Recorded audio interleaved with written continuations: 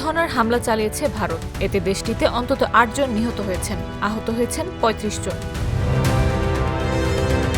পাকিস্তানের আন্তঃবাহিনী জনসংযোগ বিভাগের মহাপরিচালক মেজর জেনারেল আহমেদ শরীফ এ তথ্য নিশ্চিত করেছেন। পহেলগামের ঘটনার প্রায় ২ সপ্তাহ পরে পাকিস্তানের অভ্যন্তরে হামলা চালিয়েছে ভারত। দেশটির ৯ স্থানে এই হামলা চালানো হয়েছে।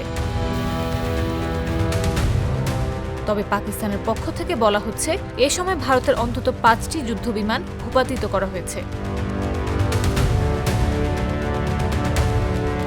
এর আগে ভারতীয় সংবাদ মাধ্যম এনডিটিভির এক প্রতিবেদনে বলা হয়েছে, পাকিস্তানের ৯টি স্থানে যথাযথভাবে হামলা চালানো হয়েছে।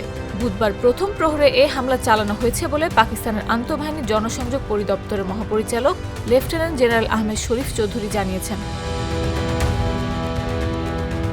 ভারত জানিয়েছে, দেশটির সশস্ত্র বাহিনী অপারেশন সিন্দুর শুরু করেছে। এর আওতায় পাকিস্তান ও পাকিস্তান নিয়ন্ত্রিত জম্মু ও কাশ্মীরের ৯টি স্থাপনায় হামলা চালানো হয়েছে।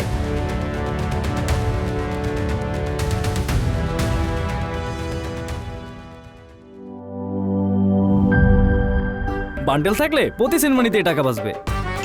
বিকাশ সেনমানি বান্ডিল কিনে জিতুন প্রতি লেনদেনে।